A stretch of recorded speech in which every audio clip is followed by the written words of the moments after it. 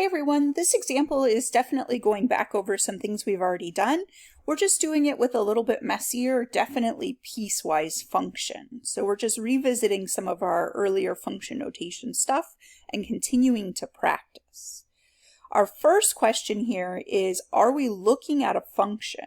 So the idea is this entire graph is the function f of x. This isn't multiple functions. This is a single function made up of what looks like 1, 2, probably 4 different pieces. We don't need to find its equation. We just need to look at the graph.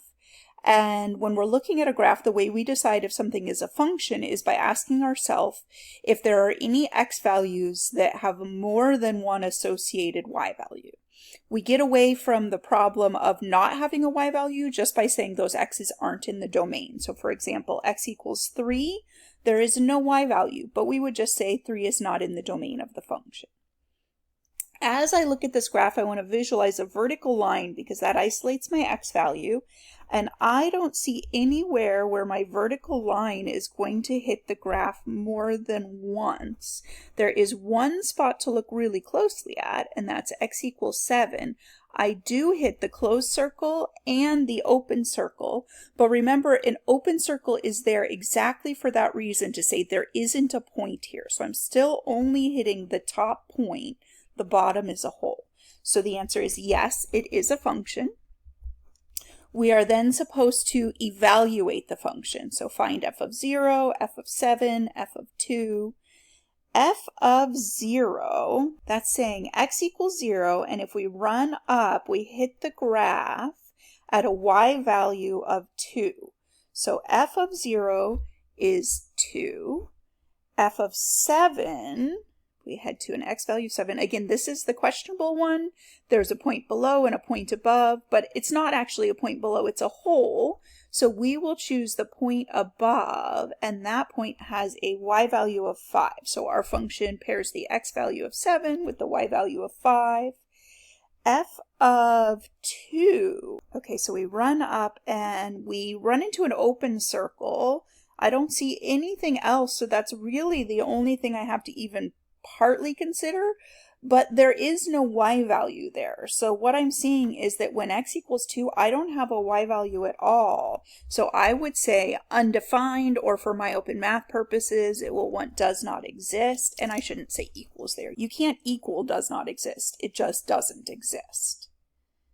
And then last one here is looking like an average rate of change. So I'm going to work on this one piece at a time. We already found that f of 7 is 5.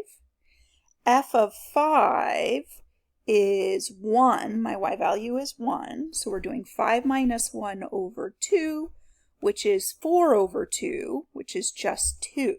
And I would just like to point out that this is actually a linear section of the graph from 5 to 7. And what we've just done is find the slope of that graph. And it is, in fact, you can even verify it here, over 1 up 2, over 1 up 2. It does have a slope of 2. All right, the next part is asking us to solve. So let's switch colors here. We would like to figure out when f of x equals 2.5. So 2.5 is right here, and since it's f of x equals, we're thinking y equals, that's why I'm doing a horizontal line. These are all y value 2.5, and I hit the graph actually 3 different times. So about here, and about here. And we can approximate what those x coordinates are.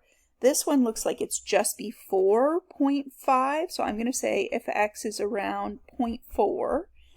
This one looks pretty close to 1.5, maybe just after, maybe 1.6. And then this one, I think since we have that nice slope of 2, that's probably right at 5.75. So a little estimation should be fine. My open math should give you a little bit of error tolerance for those. My big point here is, again, as I've said before, make sure you look for multiple solutions. If you're given a single x value, you should only find a y value. Your only question mark is, does that y value exist? If you're given a y value, there can be a lot of different x values. Next part of this one is, what if f of x equals 6? So that's y equals 6. And that doesn't appear to hit the graph at all. Assuming this is the entire function, I never get there. So that would be a no solution. No solution to that equation. Or again, my open math, the default is just to do a does not exist. There's not an answer. Next part, when is f of x greater than 2? So I'm looking for y values greater than 2. This right here is y values equal to. So my y is bigger than 2 right here and right here. So I am going to describe those parts I just shaded. If my x is between 0 and 2, so I'm going to use interval notation, and or is always the union symbol, if my x is between 5.5 and 7. And 7 you want to be a little bit careful about. I gave 0 a round bracket because I don't want to include the point with a y value of 2. I only want points with y values bigger than 2. X equals 2, not really that tempting because it's already an open circle. I excluded 5.5 for the same reason. I don't want to hit the y value of 2. I want y values bigger than 2. But if I go to this point right here, 7, 5, and I ask myself, is it true that y is greater than 2? The answer is yes. So I want to include the 7 in that. That's a little bit tricky. I'm also supposed to figure out when f of x is less than 0. So that's basically saying your y's are less than 0 or you're below the x-axis. So there's a little piece of the graph over here and there's a little piece of the graph over here on the far right. So far left and far right. If I want to describe the left-hand piece, I would say my x's, and we always describe with x's because those are unique. Y's aren't always unique. That's going to be -1 to -0.7. And if I want to decide on brackets, I could look at that endpoint, -1, -1, and I can ask myself, is it true that y is less than or equal to 0? And the answer is yes, so I include it. At the point -0.70, if I ask myself, is y less than or equal to 0? The answer is yes again, so I include -0.7 as well. So the -0.7 is included because of that equal to in the original statement. And then I have the right-hand piece, and the right-hand piece is good for all x's greater than 7. So 7 to infinity. Infinity always gets round brackets, and actually in that case 7 should get a round bracket as well. I keep filling these in before I look carefully.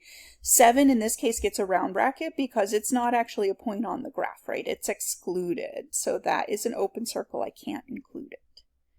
Last part of this is domain and range. So domain is asking what are the x values that the graph covers.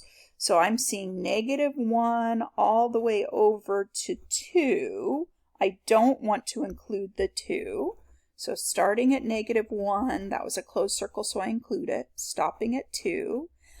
Or there's a little break, but I start up at 4 with a closed circle. So from 4 to 7. But then I actually continue past that all the way to infinity, and there is no real break in the x values. The y values jump, but not the x's, so I don't actually have to split that into two statements. I can say everything from 4 all the way to infinity is covered in terms of x values. So include 4 and keep going forever to infinity. If you write that in two separate pieces, if you go 4 to 7, then 7 to infinity, you're not wrong, but your answer isn't simplified. You should always be trying to condense these down to the simplest possible interval notation.